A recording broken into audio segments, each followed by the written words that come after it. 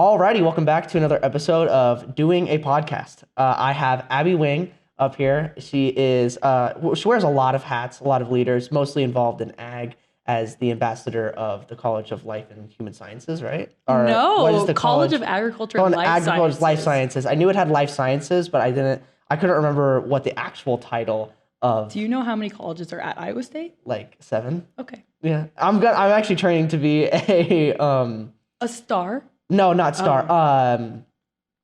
Oh my. Why can't I say Cyclone Aid? Okay. Cyclone Aid. So I'll be giving out the tours and stuff. So I better actually learn how to. Yeah, you need to get your crap together. Yeah, it's okay. When I was giving, because I was a Destination Iowa State team leader, and when I was giving tours, I called this the design building. And then I got corrected by a student. by a student. I would just walk out. Like, I know. They can have the money at that point. What was so funny is like they said that, and then they've tried to make me feel stupid about it. That's so mean. And it's like I'm a sophomore year. I am not qualified. They didn't ask me about any knowledge. Like I just had to say I wanted to be a team leader, and then they let me be. Isn't that so sad though? I know. Like I'm the one giving a tour, but they have no idea how much I actually know.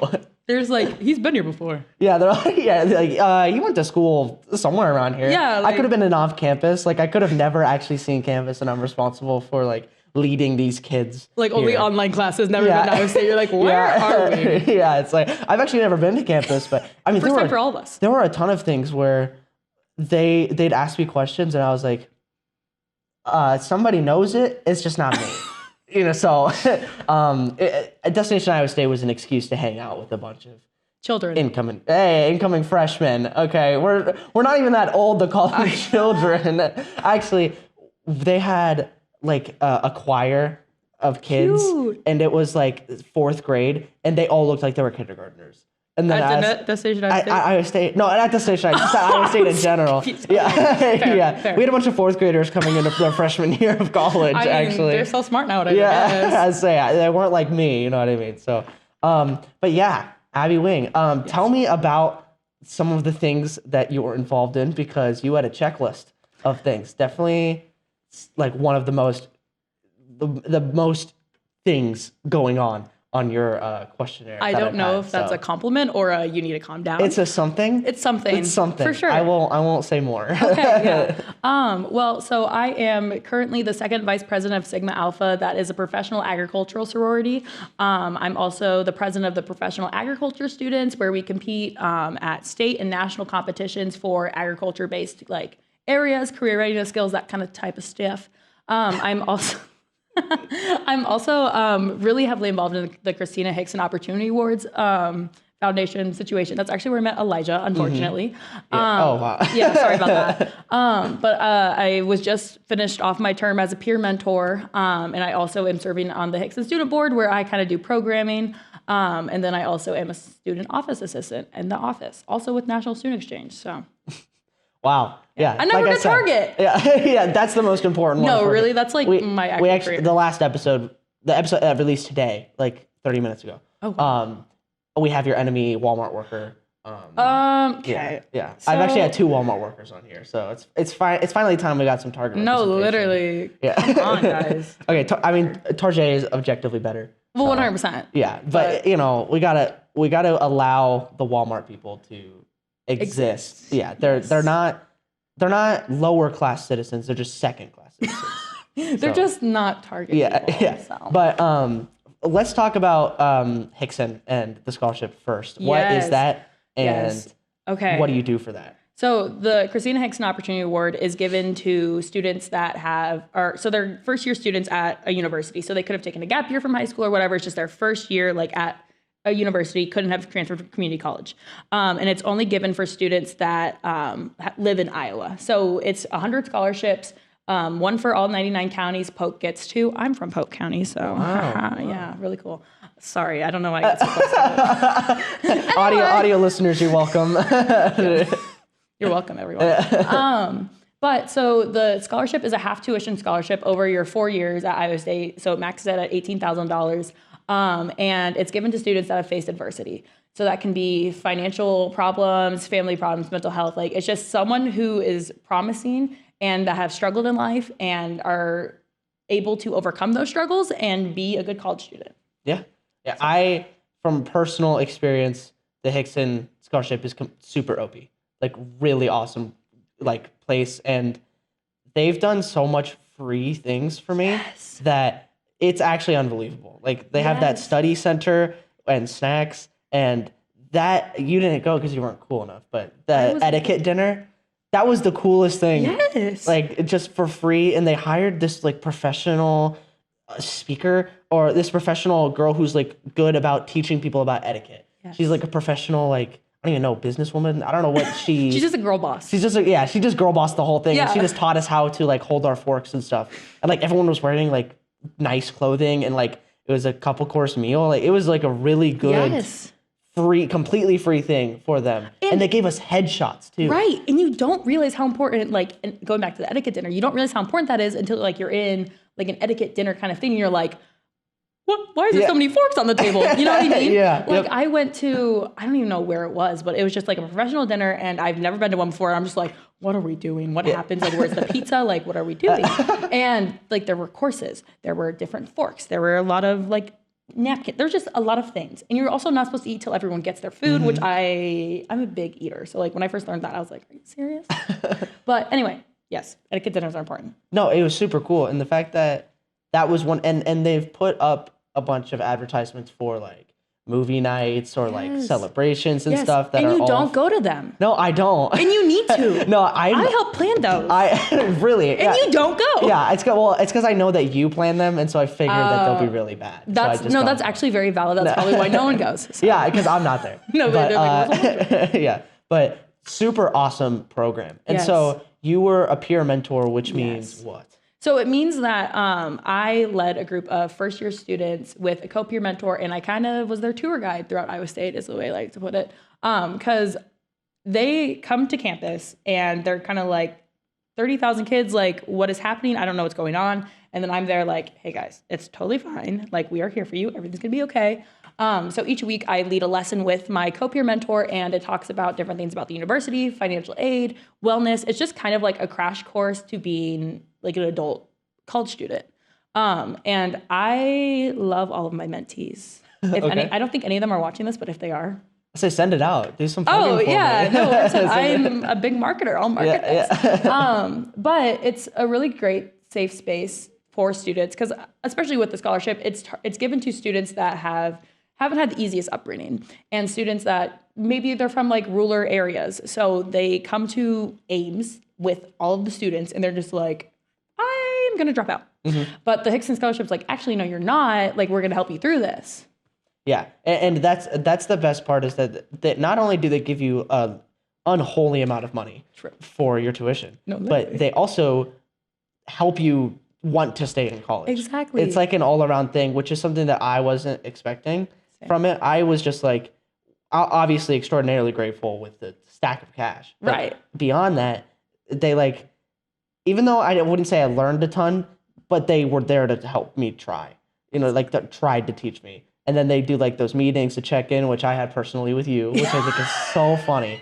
I still cannot believe that. No, I had like other people from our recitation group as well. Really? Yes. That's so crazy. Yes. And like, I was like, before I had the meetings, I was like, are you guys comfortable? Like, I know we know each other. And they're like, it's fine. I'm like, okay, great. So did they give you training on how to conduct those meetings to make it more so than just like what qualifications did you have to have that conversation? All of them? Other than just being like... So this was actually like up for debate before second year meetings actually happened. Since like I am a second year student, they're like, well, that might be weird. But also like I've gone through all this peer mentor training, and I work in the office, and I'm not trying to say like, oh, I'm so mature. Like I know how to do meetings, but like I'm able to connect with the students well and not make it seem like I'm better than you. And also like some of the students that I had the meetings with, they didn't even know who I was. So it was fine. Good. They could have thought I was a grad student for all I know.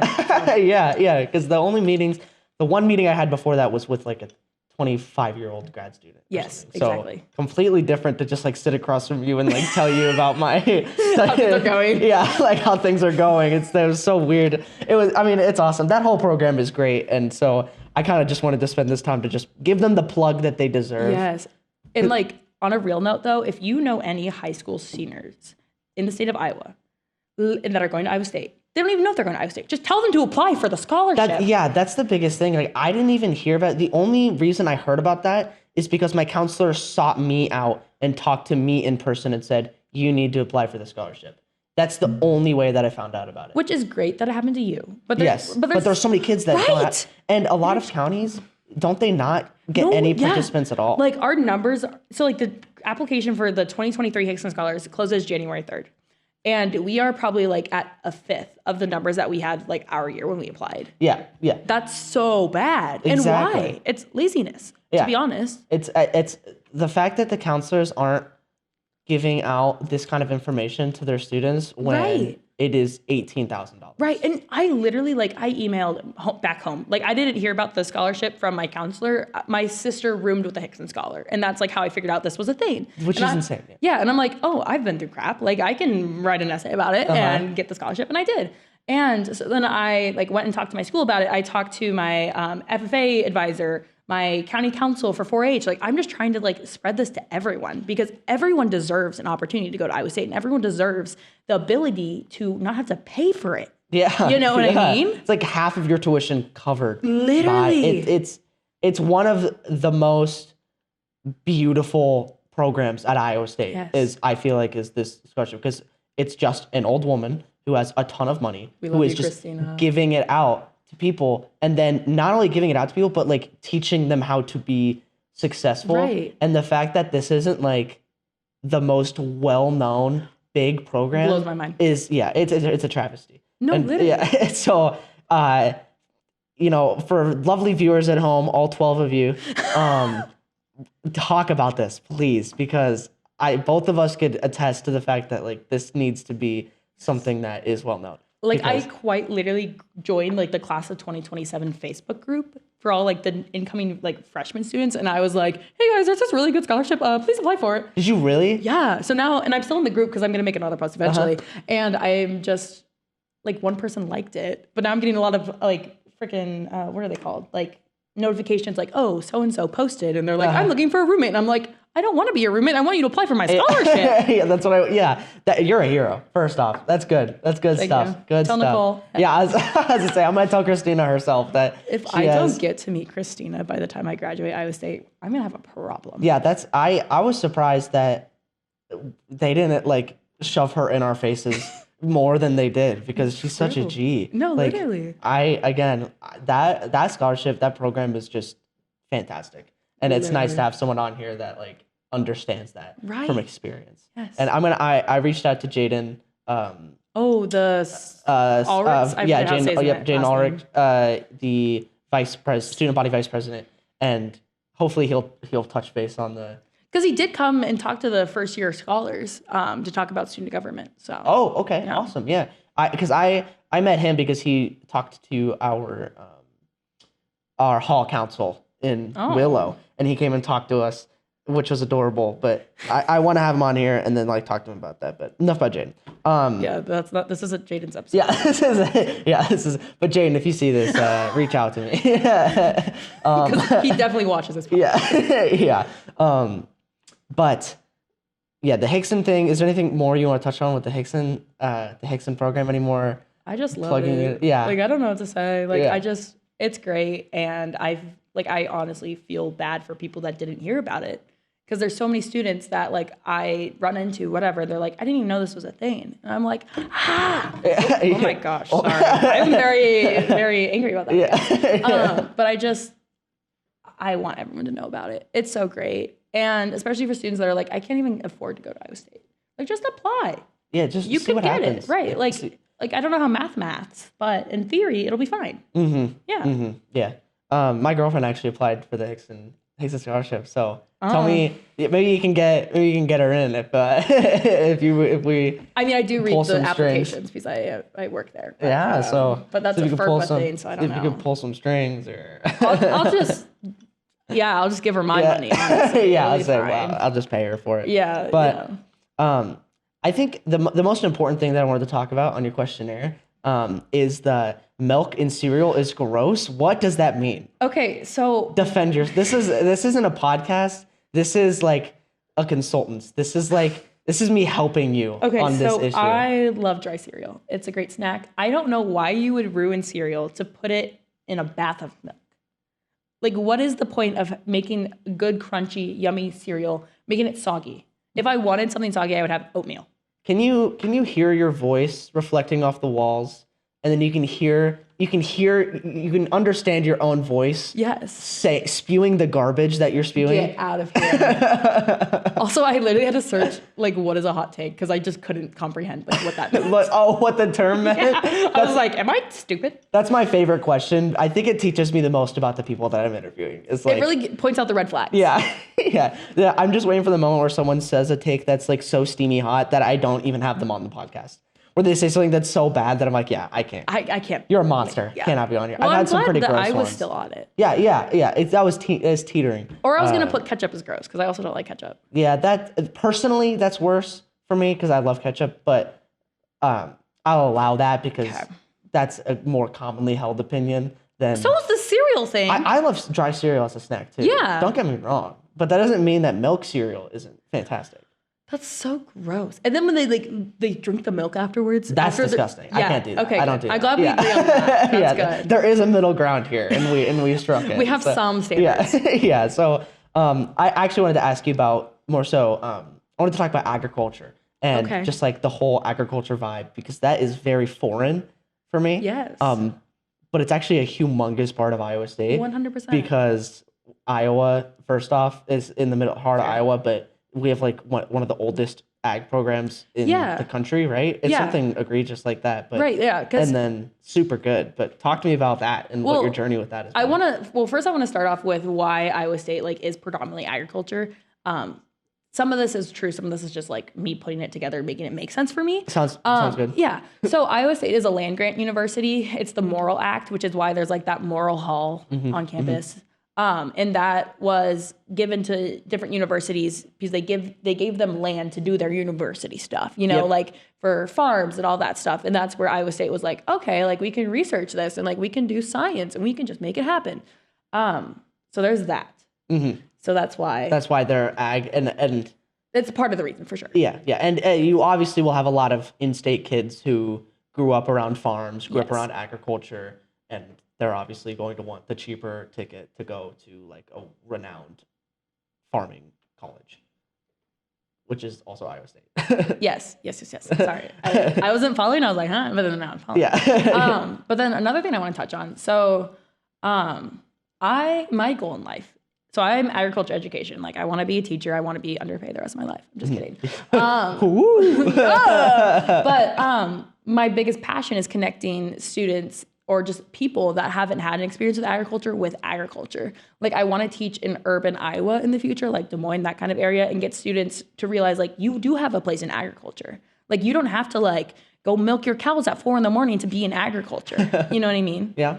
So why? Like what do you think the benefits of being involved in agriculture are? Like how has being an ag girl, like how has being an ag girl helped you and served you as just like who you are? Like how has it made you who you are? Yes. So being in agriculture, being in farming, ranching, whatever that may be, you have a lot of responsibilities. So like growing up, like I had dairy goats, I had rabbits, I had chickens, and I had to take care of them myself. So I would have to like wake up early. I would have to feed my animals, milk my goats, get the eggs, do all the things, make sure that there was enough food, water. If I wanted to hang out with friends, I had to make sure that the chores were done or that I found someone to do chores for me. So that really helped with my responsibility aspect of like, I have things to do. I need to take care of things, which I think also kind of like transformed into my leadership abilities because like I was being a leader like in my own world. You know what I mean? Like I was leading my goats, like little herdsman. But like on a real note, like I was leading the things that I was doing. Like I had to stand up and do what I wanted to do and what I believed in, which helped me realize like, oh, like 4-H, FFA, like those are all fun things to be in. Like fun, love it. Why not go ahead and try a leadership position? Which I think also kind of transpired or like transformed when I came to Iowa State, and I have found my place in many different aspects of the College of Agriculture and Life Sciences because I've had that drive since I was like, I don't know, 8. And now I'm just here like blossoming into a little, I was gonna say butterfly, but butterflies don't blossom. They like evolve. Chrysalis. Yeah, so words. Yeah. Caterpillar. Yeah. the Yeah, whole like thing. they do a thing. Wait, so you're saying that like what's really applicable about being in agriculture is kind of learning how to do hard work, kind Right. of learning how to like lead Be your own life responsible. and be responsible. Yes, because like that's the building pieces of agriculture, and that's what I think like students can really connect with, because you need to be responsible. You have to have leadership skills, service, being able to work as a team, and these are just skills that are soft skills for when you have a career one day. And if you start those skills earlier, like even if it's just like walking your dog or mowing the lawn, like that's not maybe providing food or fuel for the world, but like that is in agriculture. Yeah. You know what I mean? And I think a lot of people get lost in the fog of like, oh, I don't have farm, I don't have animals, like I can't do this. Yes, you can. You can. And there's so many different avenues of agriculture, and it's just evolving. And so what would you say are some of the avenues of agriculture that you are going to be trying to teach like your future students about? Definitely. So I love plants. I'm a big like horticulture gal. So just teaching students how to grow their own food, how to, I wouldn't say steal, but like how to like take a leaf and then propagate it and make a whole new plant. How to create like more food with a smaller spot. Like, so in my so I went to Southeast Polk High School, which is just outside Des Moines. We're a pretty big high school. So we were lucky enough to have grants for an aquaponic system. So we were able to produce tuna and lettuce in our ag room. So like I didn't work on the aquaponics, so I'm sorry if I say everything wrong. Yeah. But so there were 2 big tanks that the tuna like swam around in and like did their tuna stuff. That's insane. Yeah, like in my classroom, like we would just go out there and be like, the fish are alive. Yeah. It's insane. But and continue. then like their feces would go and like fertilize the lettuce, and then we would harvest the lettuce, and then we would give it to lunch, and then we would eat it at lunch. And like that took up probably like 10 by 3 feet, like math dimensions. Yeah. That's such a small spot in a high school. Yeah. Just think about growing populations and having to produce more food with less room. You can do that. Yeah, and learning how to do it, teaching Right. your kids how to do it, Yes. having something to look at, care for, grow. Yes. That's an interesting perspective that I have actually never heard talking about Yeah. ag, which I think is really cool because it's a lot of people would look at ag and you say it's for me or it's not. Yes. And I guess you could probably take any job or any future career or anything that you're learning and find ways that it'll help you outside of that. Yes. But to say that like ag is kind of what helped you with learning about responsibility, hard work, what helped you with all these things. I mean, it's a really good way to look at it, and it's a very positive approach to looking at it. Right. And so like if your goal is to teach kids and people about agriculture for the purpose of helping them with those skills of like responsibility, of like hard work, Right. I think that's noble. I think that's Yeah. really cool. And then also, like, if you think about it, the world, like, with, like, I don't want to get, like, into, like, climate change stuff because I don't know too much you're about all it. good. But in the future, like, we're going to need to have smart, bright, young people that are ready to fix the problem or just figure out, like, what can we do to make either Earth live longer? I don't really know. But, like, just they need to figure Just out to how, help. right, like, problem solvers. And I think by demonstrating students responsibility and hard work, like that's a way for them to realize I have the skills in my toolbox. I just need to repair what's going on. Like I need to figure out like what can I do to make this better. And you think ag is a good avenue to like 100%. pursue that? Yeah, Do you think there are other avenues that could do something similar? 100%. Like I wasn't a big sports gal. Not very athletic. But being involved in athletics also gives you responsibility and time management, communication, teamwork. Like you have to practice certain amounts a day to like be good at your craft or whatever. And then you work as a team if it's a team sport, even if it's like a solo sport, like swimming, like you're still like with your team, like cheering each other on. And those are also great ways to build great leaders in our society. Also arts, like if you spend X amount of time practicing your flute, or if you are creating paintings, like figuring out like how to do your craft, like that is all going to teach you how to be responsible and hardworking. It's just like near and dear to my heart is agriculture. And I've seen how having responsibilities and taking care of your own things and just that kind of stuff take you to be a great leader, a great problem solver. Yeah, and so like ag is just kind of one of those avenues, and it was the one that you landed on. Right, 100%. Yeah, like so, I played the tuba in 5th grade, didn't go very far.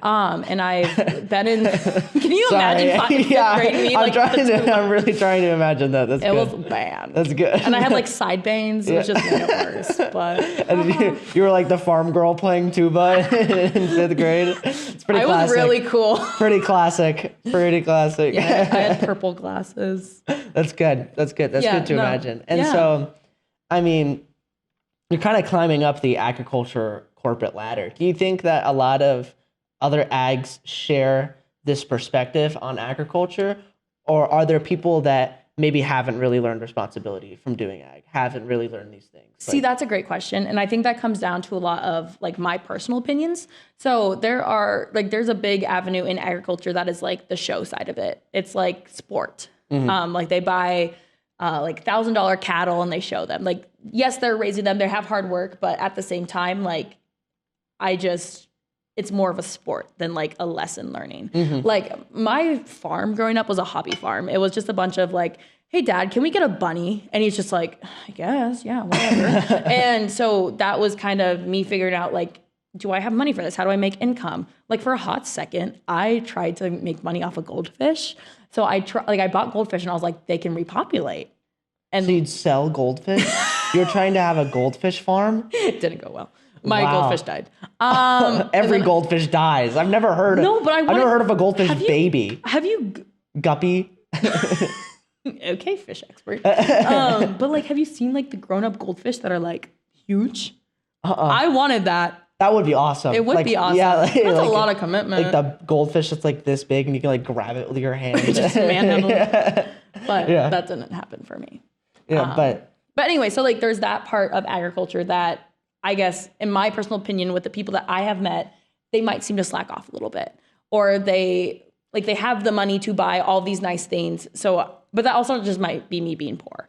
I don't know. Yeah. And then there's also like another side of agriculture where it's, let me preface this. So I'm in a little bit more of an urban area. Like I lived on a couple acres of land, like 20 minutes outside of Des Moines. So I'm not from like small town Iowa, you know? And I think like with some like small town, I guess there's not a lot of room to think outside of your small town. Because you're in this area that's probably like, it's so small. There's probably like, oh, one stoplight, like, haha. And yeah, that's us. He's like, well, okay, anyway. And you're not really exposed to different thinking, different cultures, all of these different things. So then you think like, okay, this is the way we've been doing it. This is the way we're going to do it the rest of our lives. And I think that's another side of agriculture that is kind of like bad for agriculture. Because instead of like innovating and expanding and getting more ways to like combat different issues, they're just kind of like, this is how my dad did it. This is how my dad's dad did it. This is how I'm going to do it. You know what I mean? And it kind of hurts like seeing that, I guess. Where do you think that is particularly from? Are you talking still on like the show end of agriculture? Or are you just talking about just agriculture? There are a lot of students who are like that. Yes. Okay. Yes. Okay. So, I mean, I guess.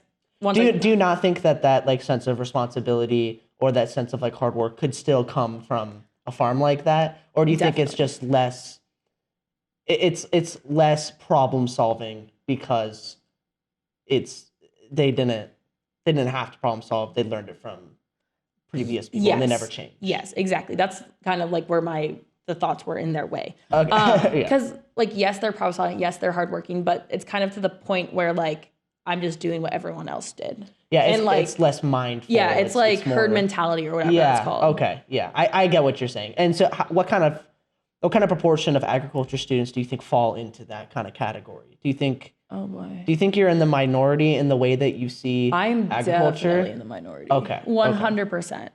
I don't know if it's just the people that I've met or the fact that like agriculture education is such a small like part of the College of Agriculture and Life Sciences. And maybe that's just because I want to be a teacher and like I want to help people. And you're like also a leader. Right. Like I'm just extroverted. Different. Yes, exactly. So I don't know if that's just like me being me or if it's, I guess. Or if it's true. Right. Yeah. Yeah. And I could definitely see it. And I think that's the perspective that a lot of people have when they think about an agriculture student, is like their perspective is like, okay, this is like hillbilly farmer who's like worked every day of his life. Like he really knows what a hard day's work looks like, but he also doesn't really know, he's not really a people person, or he hasn't really tried new things, or Right. like his life is farming, or his life is agriculture. And I think that's what a lot of people assume when you'd say agriculture student. 100%, 100%. And I think that is true. Like there is like a portion of agriculture that is that, but that's not just agriculture. Yeah. And that's like my life goal is to like fix that.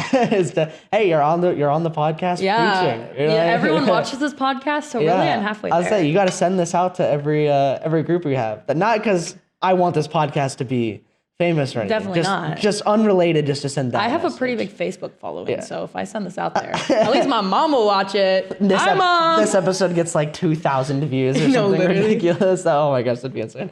I'll work on it. So as an ambassador, what do you do? Like, what does that look like? Yeah. And what is that group specifically? Of course, yes. So with like the Office of Admittance, there is like the student, or what are they called? It's the STARS. Oh my gosh. Student admission representatives. I could not figure out the T, but it's a part of students. Anyway, so there's a student admission representatives that are kind of like Iowa State University whole scale. And then there's a College of Agriculture and Life Sciences ambassadors that are just for the College of Agriculture and Life Sciences. Okay. And students will most likely come to like need a specific tour for the College of Agriculture and Life Sciences when they are deciding between two schools. They don't know like what major's right for them, but they know they want to be at Iowa State in the College of Agriculture and Life Sciences. It's more of like a tailored plan for Iowa State University.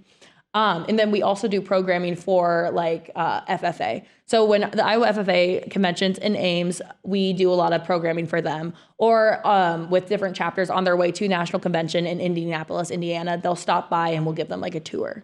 So it's kind of for like prospective students as a whole in different like agriculture-based groups, or for students that are like, I want to go to Iowa State, or I want to go to this place. Or I know I want to go to Iowa State, but I don't know if I want this major, or that major. And so you guys are kind of like the ultimate plug for your 100%. college. Yes. Does every college have an ambassador? Or is it that's a great question. I have no idea. That's interesting. I haven't heard about it, but I also like, sometimes I do just fall victim to just being in the College of Agriculture and Life Sciences and I don't expand. But I haven't heard of any program quite like the College of Agriculture and Life Sciences ambassadors. Why do you think that is? Why do you think they... I honestly have no idea. Like part of me like thinks that like it goes back to like an agriculture background, hardworking, leader, responsible. But like that's not saying that design majors and the College of Engineering aren't like that, because they definitely are, and so are all the other colleges. But I don't know. That's a great question. Interesting. Watch there be like the ambassadors for every university. We're just like, why isn't there a thing? Yeah. No, so are you responsible for giving those tours and like directly interacting with the students? And are you like the head of that whole program as being an ambassador, or are you just like one of many tour guides? Yes. Okay. So, I mean, like earlier when you're like, she's the ambassador, I was like, yeah, I am. Yeah. But so there's probably like 60 of us. I don't really 16? know. 60. 60. With a D. Yeah, wow. Yeah, with a lot of us. And we are in like different like committees of groups. So there's like campus visits, and they specialize in helping plan campus visits, or youth organizations. So they work with like Iowa FFA, 4-H, that kind of thing. So I'm in the Cal's Advantage Day, and that is held, I think it's like twice a year. Yeah. And it's kind of like an open house for the College of Agriculture and Life Sciences. And we kind of like give them tours, show them around. It's all that nice little fun stuff. What was the question? The question was, I asked you if you were responsible for giving the tours and how many people there are. Yes. So like most of our day-to-day kind of stuff is like a student and their family is up visiting Iowa State, talking to different people, and we need to take them from point A to point B, or we're going to have lunch with them and talk with them. So it's kind of like just a bunch of different people they're meeting throughout the day, like the student is meeting throughout the day that are at Iowa State. They're CALS ambassadors, and they love Iowa State, and they're going to talk about why they love Iowa State and kind of fill them in on why they should choose Iowa State and why the College of Agriculture and Life Sciences is the best place to be. Dang, they really get the whole treatment. No, literally. I did not get that for liberal arts and science. So if that makes you feel better, I didn't know about it either. Yeah, that's really... I wonder why like the program is so focused on like getting the students to be involved in that. Like why it's so extensive. Couldn't tell you.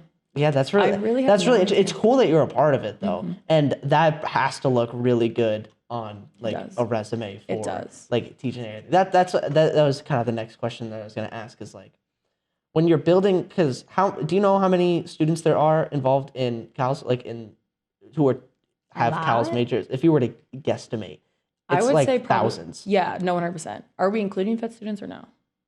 Just including what? Vet students? No, ew. Yeah. Okay, yeah. You should be in a vet. I want to say like there's gotta be like 10,000. I have no idea. That sounds about right. Yeah. So, Watch there be probably like slightly. 10. Yeah, slightly. No, philosophy has 20 majors throughout the whole campus. 20 people who are majoring in philosophy. The rest of that, there are a lot more minors, but just as far as majors, there's only like 20. Oh. Yeah, it's insane. See, that's so crazy. Yeah. Dang. They just have one little floor on the top of the liberal arts and sciences Cute. that's like as big as this whole studio. It's like just one little floor. It's the cutest thing ever. I kind of love that though. I know it looks exactly like what a philosophy floor would look like. Like a bunch of books everywhere, like posters of like old people, like the whole I need to shebang. go see that. And a lot of the books are written by them. Oh. So they put all of their books on display. There's like this book's kind of good. Yeah. But so you have like arguably 10,000 people who are all trying to pursue the same area. Like Yes. they're all in cows. They're all trying to do something in agriculture. Everyone Yes. wants to work at John Deere. Everyone wants to work on a farm. Like everyone wants to do something ag-related. What do you do for your resume to have a better shot? Like how do you compete with these people? Like what kind of groups do you join? What kind of things do you do? Yeah, so I'm agriculture education. So I know that I'm not going to end up at John Deere, Land O'Lakes. Like that's not going to be my final job. Like American East teachers, I'll get a job anywhere. Love. Yeah. But so I think that comes down to your experiences, whether that be leadership awards or volunteering experience or just job experience. And not only like just putting those things down, but explaining what do you do with them. So for my resume, like I have it one page and I just use the front side, which some people are up for debate. Like you can have more than one page for a resume, but like for a career fair, you just want one page. Yeah. So they literally just look over It doesn't need it. to be a book. Exactly. It takes, 10 Like seconds, if you want to write an autobiography, do it, but that's not for career fair. And I put down, I use big words. I mean, I need to know what those words mean, obviously. Yeah. But instead of being like, I lead a first year group of students, you can be like, I prepare lessons each week and mentor students individually to help them succeed. You know, like that, I wouldn't put that down. Like I Just like should have using brought my different resume. language. Using Yes. different language. Yes, too. 100%. And that's a big part of it. But also like just being involved on campus or involved in Ames, involved wherever you are, just be involved. Like there's something different than just sitting in class, just taking notes or just sitting in the back of a meeting rather than being involved, being a part of a committee, trying to take hold of something and make it and just run with it. And I think that's what makes you stand out. But then also like past that piece of paper, if you go up to that, like if you try and meet them, you reach out to them, you follow their social medias, you thank them for even interacting with you, breathing the same air as you, or like you grab their business card at career fair and you take it and then a couple days later just email back like, hey, like it was great to meet you. Like I'm super glad we got to connect, that kind of thing. Like for example, I used to be a student administrative representative and it was great, but I just want to be more with the College of Agriculture and Life Sciences. But I was giving a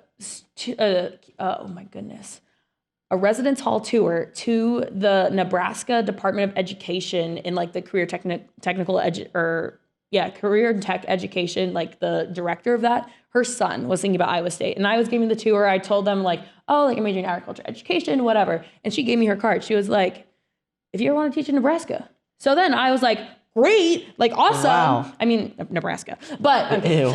yeah, gross. But so then I emailed her a day or two later and I was like, it was great to connect with you. Like, I'm super glad I got to meet you and that kind of thing. It's just going the extra mile, I think. Is like what would help separate you from like the thousands of other people who and that makes sense. You know, I think most people would agree and have heard something similar. And then with specifically like cows, would you say that it's being a part of the groups. Is that like the reason why you are a part of a lot of these things, or do you just find yourself wanting to be a part of these groups, or is it specifically to help separate you? Kind of both. That's a little bit of a loaded question. But like, so thinking back to last year when I was at like the club fair or whatever they called it. Club Fest. Yes, Club Fest. Or the College of Agriculture and Life Sciences actually had a freshman and transfer barbecue where they had burgers for us, and different clubs in the College of Agriculture and Life Sciences set up booths and just talked about what they did. And so from that, I learned a lot about different clubs that I could want to join, and just kind of like what my interests were. So like for the professional agriculture students, like I'm a pretty professional gal. Like I like to have fun, whatever, but I do like, I am thinking of the future. And in professional ag students, we have like agriculture education contests where I'm able to create a lesson, present it to a panel of judges, and work on that. So that's why I was like, oh, that'd be cool. And then it does look great on the resume, sure. But like, I don't go to, or I guess this is me personally, like I don't go looking for clubs like what's going to look best on my resume. Is it going to be Dairy Science Club, or is it going to be Block and Bridle? Yeah. Like it's just kind of like, what do I like more? Because everything is an experience. It's just how you talk about it and how you, I guess, use the skills that they are giving you. Mm-hmm. It's like, it's eye of the beholder. It's kind of like what you can do with it, which is what I was hoping you would say. Okay, perfect. Yeah, so I actually rehearsed my lines before this. Yeah, this is all fake. This is, she has the script under the table. Yeah, no, sorry guys. It's a hoax. Like, I think sometimes I forget that you like teach this stuff often. Like when you're talking about like building a resume, or you're talking about like what Hixson is, or like what these programs are. I'm trained. Yeah, like you are professionally trained to talk about, because you are wrapping this out with confidence, with like exact precision, which is so it's great to have you on the podcast because if anybody wants to know about any of these things, they do now. No, 100%. You know what I mean? Which is so cool. Which is so cool. So you do these things more so for the experience, and then it also helps you with also on the resume. Right. Do you think that that is something common that a lot of people do, or do you think that there are people who kind of just join these groups just to say that, or just kind of build it on a resume? I guess for some people that I have met, like it's kind of like my resume is really empty. I need to join a club. Mm-hmm. But for me, it's like this club seems really cool, and I have a lot of friends. Like I can't wait to join it. Like for Sigma Alpha, for example, like I didn't really want to be a sorority girl, but Sigma Alpha like sets girls in agriculture apart from the rest because it helps you build your professional skills, develop like and all those kind of things, and like leadership, fellowship, service, and that does look great on a resume. But I didn't go through recruitment week because I was like, this is going to look so good on my resume. Everyone's going to love me. I'm going to have so many jobs. But on the flip side, like, so I have some friends that are like juniors, seniors, even like our age sophomores that are like, I'm not in any clubs and that looks really bad on my resume. So I'm going to do something. I'm going to pick the club that I have to do the least commitment with, just go to the meetings, get the free food and leave. Mm-hmm. Yeah, they put it on their resume. But then when they get asked about it, they're gonna be like, "Oh, I don't know," which like, sure, lie about it, whatever. It's your resume. Do what you want. But I think a recruiter will be able to put you apart if you actually are involved in those things because you want to be involved, and not only because I need to. Because you could also just work. You know what I mean? Yeah. Like you could just go to Target or Walmart, I mean, probably Target. Preferably Target. No, literally. And you can work here 25 hours a week or more than that, and you can get the same kind of skills. They're not going to be exactly the same, but you're going to learn how to work with the team, be responsible and hardworking. But that's not going to help you it will still help you, but it won't help you as much if you are trying to apply for a marketing role with Land O'Lakes because you haven't, for example, like ran social media, or you haven't toured different places. Like you haven't been a spokesperson for things. You know what I mean? Like there are skills in everything you do, but it just depends on what those skills are and how are you going to apply them. Yeah. And I'd say it'd be more beneficial to just go with what you want to do and then siphoning the skills from what you can, because otherwise you can only fake it until you make it for so long. Right. And then like, you no longer are making it. You're just faking it. Like think about our friend Gavin, for example. Yeah. Gavin, we love you. Yeah. No way. Actually, he might because you're on it. Yeah, we're besties. I actually have money for him. Anyway, that's so funny. Love. But he is the treasurer of the billiards club because he just loves billiards, I guess. Which is so funny. Right. Like I just imagine little Gavin. Yeah. Cool thing. But like his majors like software engineering or computer engineering, something with computers. And billiards and computers don't really overlap, but as the treasurer, he's learning how to take record books, how to be accountable for things, how to communicate how much money is in your club with different club members. Like those are great skills to be having. And he's playing pool. And that's the biggest thing. And it's like, he's talked about the stress that he's had. And like, you can just, I love hearing a story about somebody. And I was just talking about this on the last episode, but I love hearing a story about somebody and they're talking about how stressed they were. And then you wonder, you say, if that were me, I would not be doing that. Like I would just quit because it doesn't hold my interest, but I love that you're interested in it. Yes. And it's like the same thing with Gavin. It's like, he's talking about, doing all this financial work and like annoying receipt stuff. And it's like, why are you still in it? He's like, well, I just like doing it. And it's like, well, that's awesome, man. Okay, I love hearing about that. And it's the same thing with like ag. It's like something that I get to vicariously enjoy the fact that you do ag and you are a part of CALS, having never put any work into it. So if anything, the podcast is so lazy because I get to talk to people about things that I can never pursue. Like, think about a question like, yeah, it's just, I just have to be innately curious, and that's like the only thing I need to do.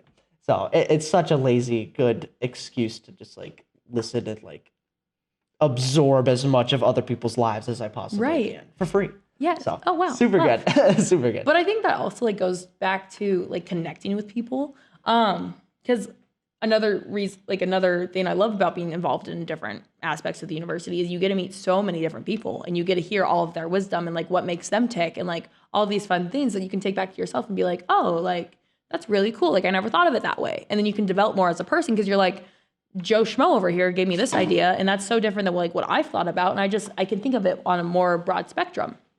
Hold on. Do you need a water for that? Yeah, look around. But continue. Do you gulp loudly? Okay. My turn. Water break. Everyone who's listening, go ahead. Join us.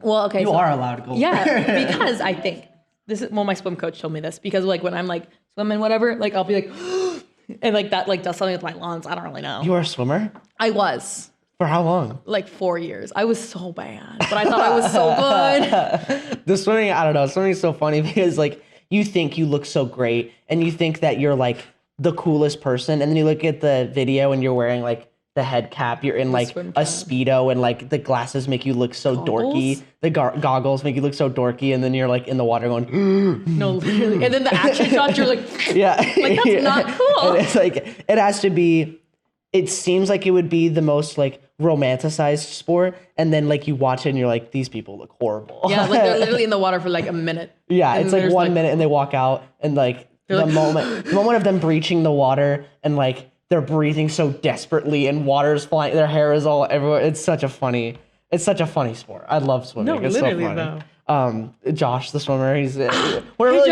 really covering the whole Hixson group, but no, everyone else get out. Yeah, everyone. This is just us gossiping about the other. You thought you were gonna learn about agriculture? That's funny. Yeah, we're learning about our friend. Tell me more about the sorority.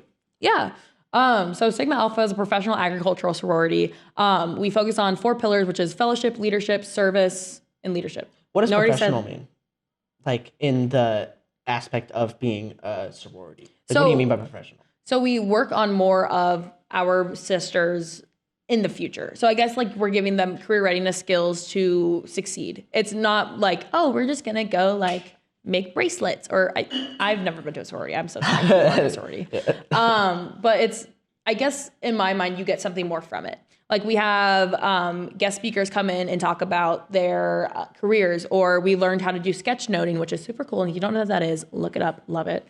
Or just like how to grow as an individual. So we focus more on being a professional. So like how do we get ready for career fair? How do we interview well? How do we grow as individuals rather than being like, okay, sisters forever, like let's go braid hair. I'm so sorry for your sorority. That's so mean.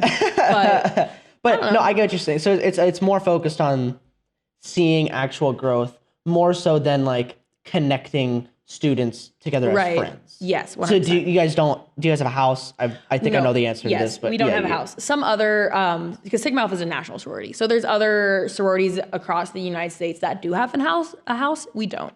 honestly love that. Like I love all my Sigma Alpha sisters so much, but I do not want to live with them. Yeah. In the nicest way possible. But we are still able to like have that bond. And I also love it because like I'm a College of Agriculture and Life Sciences kid. Like I have a lot of classes in agriculture for a sorority that's based in agriculture. Every single class I had this past semester, there was someone in Sigma Alpha in it. That helps with if you don't understand something, if you need like homework answers or not homework answers, like notes, like you can get all of that. Like you have that community of those who are like kind of like-minded in the sense of like, I love agriculture. Let's work together and make the world better. You know what I mean? Yeah, I'm absolutely missing that because I do not have, like, I don't Do you know want to be in Sigma anybody Alpha? in my class. No one. Ew, no. I don't have any, like, I don't know anybody in any of my classes, like, ever, like, not a single one. And so to have, I made like one kind of friend, and I know his Nice. name. I know his name, and he's super awesome. Do you know his last name? I could probably find it, Okay. but I don't know it off the top of my head. And I But think that's also another thing with the College of Agriculture and Life Sciences. Like everyone's in similar classes, similar clubs. Like we know everyone. yeah, that's what's so cool. And you guys had that Mr. Cowles thing. Yes. That was the cutest thing I've Yes. ever seen. Yes. Talk to me about the behind the scenes to Mr. Cowles and even what that is. So Mr. Cowles is a male beauty pageant that Sigma Alpha hosts as a philanthropy. Philanthropy is kind of like community service.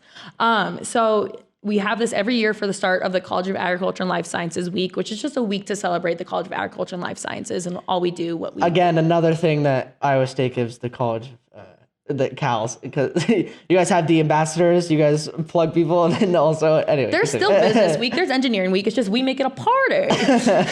But so with Mr. Cowles, each club in the College of Agriculture and Life Sciences is able to kind of pick a man to represent their club. And it's kind of like a male beauty pageant, which is super entertaining. Really funny. Yeah. Yes. It was really good. So it's a great way for the clubs to bring their representatives, and they have a time to talk about what their club is and why it's important for agriculture. Like that's part of the prompt is why is your club important for agriculture?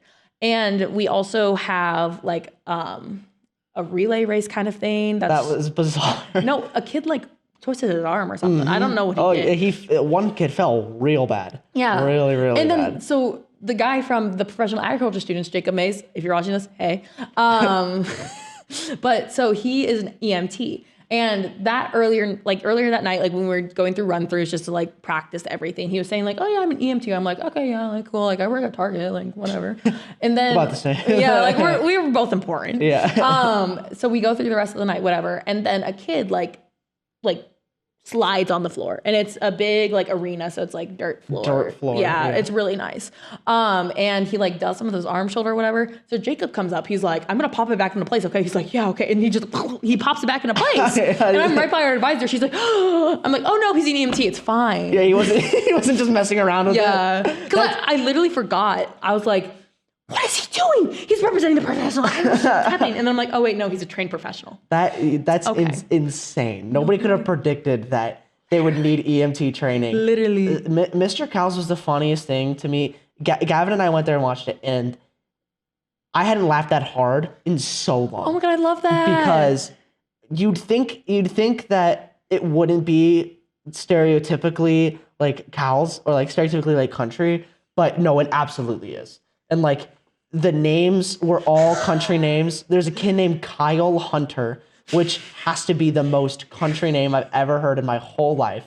And like they all do walkout songs, and like two of them were Morgan Wallen. Like most of them were like the weight room, like AC/DC song, exactly what you'd imagine. They're all wearing their cowboy boots. It's in a dirt arena where I assume they do like pole racing and like barrel racing and everything. Like it is the most country. The relay races were like throwing corn cobs into buckets, drinking milk, like lassoing a cow. It was exactly what you'd imagine it is. And that's what was so funny to me. But everyone was so happy there. I loved it. It made me happy just being there. Yes. Like that was super adorable. Yes. Super cute. How much money did you guys raise for that?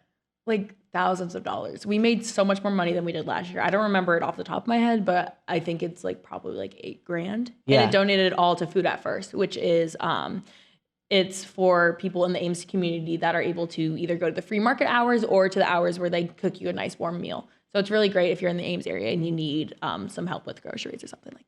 Yeah, super awesome, super wholesome group. And so, what was the behind the scenes other than EMT snapping Sorry, some that was guy's a great arm? story. That's so good, so good. What kind of work goes into organizing an event like that? Because those are pretty high quality. Yeah, no, it's a huge event. It's a great event, and it's not something that you could just throw together the night before. Yeah. So in Sigma Alpha, we have different committees, and on those committees, we have like different events, whatever. We actually just redid our committee, so everything I'm going to talk about is going to be different this next year, but it'll still be the same. It's okay. Yeah. So we had Mr. Cal's committee, and there are 2 co-chairs and then committee members, and they pick the theme. They figure out what day is it going to be. What are we donating? What are we doing? Like, what's going to happen? So they spend an entire calendar year figuring out what's this event going to look like. So they figure out the theme. Our theme was Blame It All on My Roots. Showed Up in Boots? Anyone? Anyone get it? Country song? So yes, they do that. And then everyone in the sorority like comes hours before. We set everything up. We make sure everything looks great. We put together the stage. We have MCs. We have judges. We ask real adults to come in and judge men for Mr. Cal. That was the best part. No, yeah. literally. They were like literally taking notes. They were like, oh, I don't know if these skirts are. And then we go through a practice round, whatever. But we also, like on the backside of that, we need to communicate with the College of Agriculture and Life Sciences clubs to be like, are you sending a representative? What does that look like? And then we need to get the information from the representative so that we can make a post on Facebook. And then we collect money through Venmo as well. So like that's a whole thing. There's just so many different avenues that goes into one night, one big event, one real big party, to be honest with you.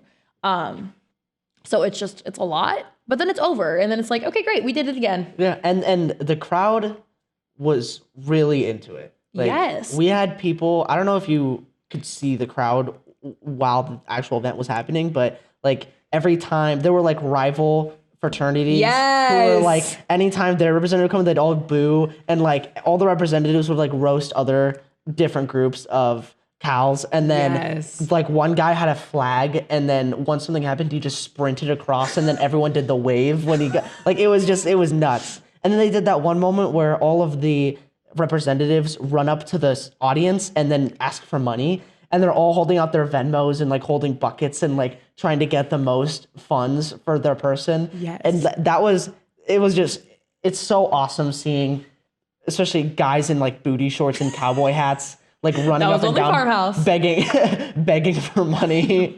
But just the vibe in there was like, you could tell that that's a lot of people's like favorite parts of the beginning of the year. Like exactly. It was a celebration of cows, right? Which is so cool. Yeah, and like that's I think another reason why everyone knows each other. Like we're just a big family. Like a huge family. And we're always there to support each other. Like, yeah, in reality, like we are competing against jobs, whatever, but like we're there for each other. Like we learn from each other, we grow with each other. And like, it's a big family moment. And normally most of them have experienced similar things. Like a lot of them are on a farm or near a farm or like something, are interested in like country music. Or there's like a lot of similarities that you can pick out. Yeah, and so it's like, you could throw a rock into a crowd of ag students and like you could probably find a person that fits some sort of 100%. Fits some sort of stereotype for that, because it's how it works. It's like what they like. And so it doesn't surprise me that everyone knows each other. You are one of the people that just knows everybody. That is true. I do know a lot of people. Like how many people do you think, not right now, how many people do you think you could just name like in ag, like just their first name? First name? Yeah, just like how many people do you know? Like 100. That's insane. Yeah. I could probably do their last name too, to be honest with you. Yeah, like it's so funny because it's like, for me, it's such a difference in how college has gone for me. Because for me, I could name probably 20 people, like first name. It is growing because of the podcast, but not even that much. Podcast. The podcast. Not even that much. Like I've had maybe 7 new people that I didn't know beforehand because of this podcast. Are you in any like clubs or organizations on campus? Yeah, a lot of my plugging came from Club Fest, where I'd like walk around and like ask a bunch of people like, hey, would you be interested in doing something like this? No, I meant like, are you in those? In clubs? Yeah. No. See, I think that's another thing. Yes. Like that's another great way to meet new people. Mm-hmm. A lot of the people, for me, a lot of the stuff that I'm doing is like solo. So like the people that I met at like Smash Bros tournaments. Or I met doing this podcast, or I did the one act play and like I met with them, or I'll meet as an RA next semester, or I'll meet as like. Wait, you're an RA next semester? Yeah. You didn't tell me that. Yeah, I know. That's so exciting. I was waiting until tomorrow. But yeah, I got don't spoil for Gavin and Josh, but yeah, I got the RA position for next semester, which is awesome. Yay. I didn't even know I was still on the list. Like as an alternate, they just messaged me. They're like, hey, yeah, we're going to pump you through training like 7 days before next semester starts and get you as an RA in Welch Roberts. So super awesome. I'm really excited about it. That saves me a ton of money. Also. No, literally. But I've also just really wanted to be an RA. Right. And you'd be a great RA. Thank you. And that's what a lot of people have told me, which is why I was disappointed when they made me that. But I'm meeting people through kind of solo I don't know what the word I'm looking for, solo ventures, like things that I'm trying to do for myself. But the club is like speed running people meeting. And it's like the easiest way to make like a family or to make like a big group of friends. Right. Which is something I have not experienced. Which is super, like when you come to Iowa State or whatever college you end up going to, it should be Iowa State, but anyway, you are able to, like, you're so, like, I mean, I guess I was so nervous. Like, I didn't really know these people. Like, I had classes with them, but like, do I really know them? So I was like, clubs are the way to go. Yep. That's how you make all of your friends. Yeah. And even like, and also just being able to be uncomfortable. Like, you're going to go to a club meeting where everyone knows each other and you're just in the back and you're like, why am I here? What did I do to myself? But like, it's going to change so soon. Yeah. Like when I did the One Ike plays last year, I was in a group of 4 seniors who were all best friends and they all knew each other. And then it was me, including my director and like the stage manager and like all of the people who work on the crew. I was like the only one who hadn't been doing this for years. Oh gosh. And like, that was super uncomfortable, but like I met people and I knew people. And then I kind of branched into like the acting scene because of that, 100%. Which was super. And it wasn't easy, but like, it was just such a big switch of like, I know nobody. Now I can recognize like 15 new people. Yes. You know what I mean? And so that was really cool too. And to get that on such like a bigger scale, I envy it. I think it's really cool. And it's something good to tell. It's something that I'm going to be telling incoming freshmen, like people that I meet, I'm going to be telling them like, get involved in clubs, because if you want to meet people, get involved with clubs, because you just will not meet people if you don't. 100%. That's like the bigger thing. It's like, you can think that you'll meet everyone on your dorm floor, or you'll meet people at the gym, or you'll meet people at the dining hall. At the dining hall. Yeah, like you'll just meet somebody. That's just not how it works. Right. Most people have earbuds in and they're on their phone. Yes. While they're eating. Like people aren't just like sitting down with random people. I think it's different with guys and girls though. I think girls are much friendlier with like meeting new people, like going on their floor and like going next door. Yeah, I was gonna say, because like the first night, or I guess the first week we were on campus, a couple girls started going down doors, just knocking on everyone's doors, and then like after a while, like we had a big group of people, and then we had a group chat, and then we did sand volleyball together. Yep. And then I still talk. I don't really talk to them very much, but like I still like I have them on Snapchat. Like they're on my private story, I'm on their private stories, and I get to like still talk with them, and I see them around campus. Like it's not the same, but it's still like a way to meet people and like make friends. Yep. And like that does not happen as much. That's so weird, because I thought guys were always just friends with each other. No, guys are the kings of acting like they're friends with each other. Like, I'm not even kidding. It's so funny. I had never felt more called out. But like, what guys do is they never ask for each other's names ever. What they do is they wait until somebody says it, and then they know the name. I'm not even kidding. That's such a common thing with like dudes, to where you just don't know their name and you're just chilling with them. Like, we'll act like, imagine this conversation, but we had just met, and I still wouldn't know your name at this point. Like, but we would still vibe like this, because guys are just like that. Like, they vibe instantly. So they talk in this weird like meme language just instantly, and then you just never know their name. And I've had so many interactions with dudes where like it lasts 30 minutes to like hours, where I'm in and the you same don't know room, their name, and then we leave, and I had never found out their name. And you just live like that. And I just live. I don't know what it is. I don't know how it works. I'm getting better about it, but like that has to be 70% of dudes. The first thing you need to do when you meet someone is like, oh, what's your name? Yeah, I don't know what it is. No, literally, like even in a conversation, like you could be talking for 5 minutes, I'll be like, wait, what's your name? Yeah, and you don't do that. Yeah. Guys just like, maybe it's they think that they're better than that. Is it like alpha mentality? I don't know. I couldn't even tell you. I think for me, it's like you think that you don't need to know their name because you only meet them for 5 minutes. And then that 5 minutes lasts way longer. And then you kind of have to like stick with your pride and be like, no, I can do this. This is my bet. I might as well Yeah, buy it. yeah. It's kind of like one of those. I had already committed to not knowing his name, so That's so weird. I don't know. It's so weird, but that's just how guys operate. It's just. Which is why women are better. Yeah. Anyway. I'm not going to speak to that, but Is it actually? Yeah, I think that's so funny, and it's definitely one of those differences where, you'll notice it walking into like a girl's dorm versus a guy's dorm. Like, you walk into a girl's floor and they have like decorations up and like Doors are open. like doors, socializing. doors are, and then like guys' dorms like not a thing on the wall, like just barren, dead silent. There's Every probably door like is some trash. closed. in the Yeah, corner. yeah. And the exit sign is hanging by a thread. Like all the soap dispensers are gone. Yeah, that just guy stuff though. Yeah. Yeah. Guys being guys. I'd love to end it by talking about your amazing TikTok. That Oh my gosh, everyone please follow me on TikTok. your TikToks are really wholesome. What is you do it every month? It's a haul. It's an Ipsy. Ipsy. What So on earth is that? it's a makeup subscription, and I pay like I paid it all in bulk, but like it's like You act like it's sponsored. it should be. Anyway, like it's like probably $10-12 a month. They send me 5 products. Some of them are like real full size, and some of them are little like extra samples. Okay. And I will literally open the bag, and then I'll look in there, and my toxic trait is like I buy a lot of makeup, but I never wear makeup because I'm just lazy. Okay. But so like they'll send me all these random products, and let me preface it. Let me go back. Let's rewind real fast. So when you first sign up for the subscription, they give you like a survey, like what's your hair color? What's your eye color? Like, what do you like to use? Like all these things. And then each month they curate different products for you. Okay. And they give it to you in a little baggie. And so And I review it. let's say your TikTok is primarily reviewing, trying on hauls from different stores. Not try Target. on, I just take You it out of the bag. and hold it and say try on all from Goodwill. And then this makeup subscription Yes. thing. I just think I'm hilarious. Like I am very entertained by myself. So like I will literally make the video, and then before I post it, I watch it like 3 times and I'm like, wow, that's so funny. And then I'll post it. The narcissism is like showing.